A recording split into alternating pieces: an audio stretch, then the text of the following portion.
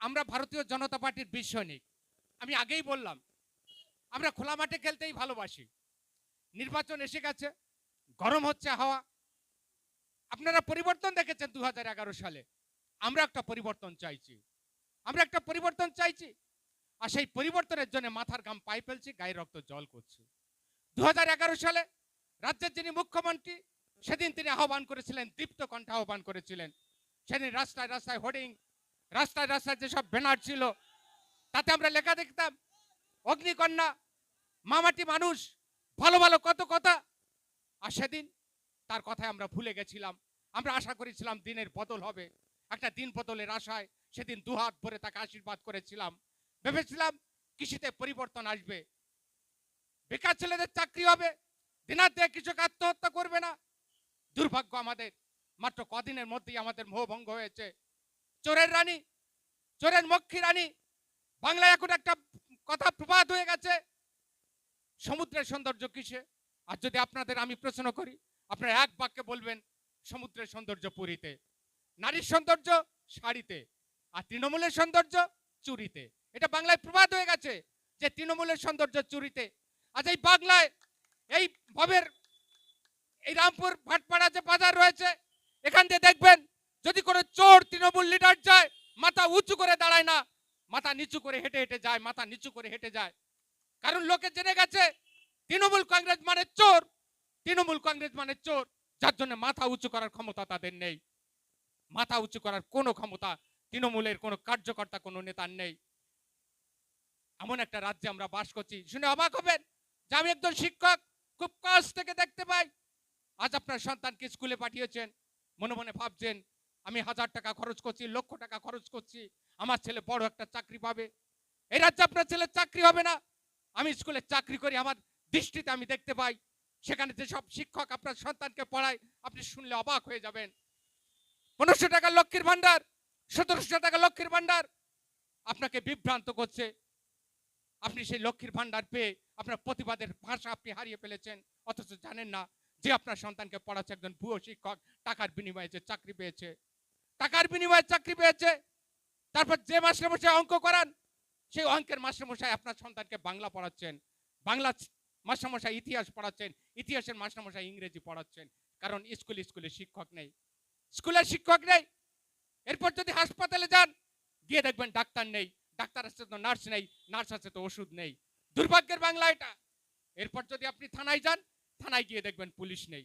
এমনিতেই আমরা বলি পুলিশ তৃণমূল কংগ্রেসের দলদাস হয়ে গেছে। তারপর আপনি অভিযোগ জানাতে যাবেন, বিরোধীদের কোনো কথাই পুলিশ আপনার শুনবে না। অপরাধী তো অপরাধীতে ছেয়ে গেছে। আজ আপনারা মুর্শিদাবাদের মতন ঘটনায় দেখেছেন, মুর্শিদাবাদের শামশেরগঞ্জ, সেখানে অন্য কিছু নয়। দেখুন, যে দুটো লোক মারা গেছে, চন্দন দাস আর তার বাবা হরগোবিন্দ দাস, তারা সিপিএম করতেন না, বিজেপি করতেন না, কংগ্রেস করতেন, সিপিএম করতেন। কিন্তু মারা গেছেন কেন? কারণ একটাই, কারণ তারা মূর্তি নির্মাণ করি, তারা সনাতনী মূর্তি নির্মাণ করে।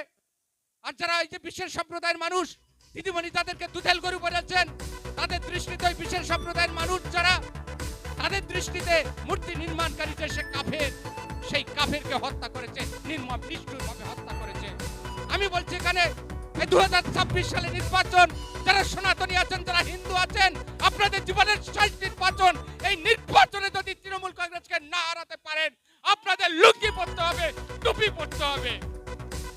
চিন্তা করবেন আপনারা, লুঙ্গি পরবেন, টুপি পরবেন, নাকি আউজ বিল্লাহি মিনাশ শাহি তনি বলবেন, নাকি বলবেন গুরুমন্ত্র অখণ্ড মণ্ডলাকারং ব্যাপ্তম যেন চরাচরম তৎপদং দর্শিতং যেন তস্मै শ্রী গুরবে নমঃ। দিন এসে গেছে, দিন এসে গেছে। এরপর যদি আপনি গ্রামে যান, গ্রামের অবস্থা কি?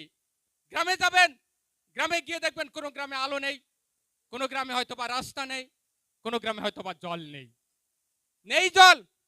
যে ছেলেকে আপনি লেখাপড়া শেখাচ্ছেন, সেই ছেলের চাকরিও নেই এই রাজ্যে। আমরা তার পরিবর্তন চাইছি, আমরা তার পরিবর্তন চাইছি, যার জন্য তেড়ে ফুড়ে লেগেছি। অদ্ভুত বিষয়, আমরা পরিবর্তন চাইছি আর আমাদের বিরুদ্ধে এফআইআর হচ্ছে, কমপ্লেইন হচ্ছে, মামলা হচ্ছে, আমাদের বিরুদ্ধে মামলা হচ্ছে। অদ্ভুত রাজ্য পশ্চিমবাংলা।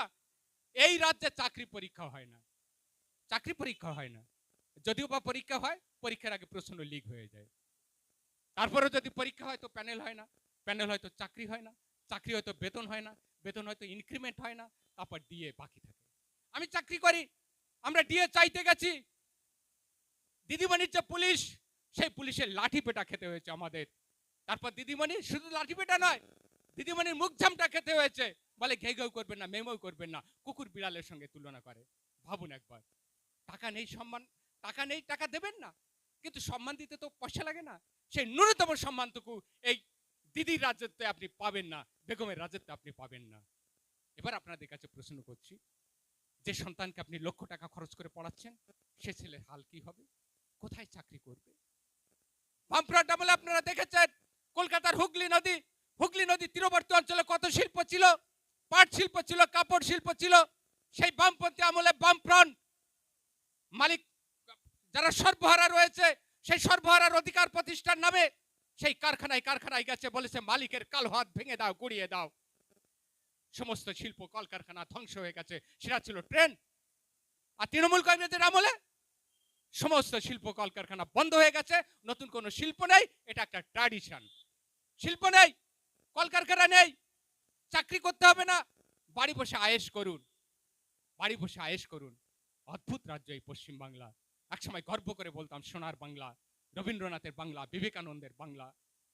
আজ বাংলা যা ভাবে, সমগ্র ভারত তার পরের দিন ভাবে। আর আজকে যে রাজ্যকে আমরা বলতাম জঙ্গল রাজ, বিহার, সেই বিহারে যদি আপনি যান, লজ্জায় মুখ দেখাতে পারবেন না। বিহারের মানুষ বলছে ওই যে চোরের রাজ্য থেকে এসছে, চোরের রাজ্য থেকে আসছে। এর চাইতে লজ্জা আর কি হতে পারে একবার বলুন। এবার আপনার সন্তানকে নিয়ে কি করবেন?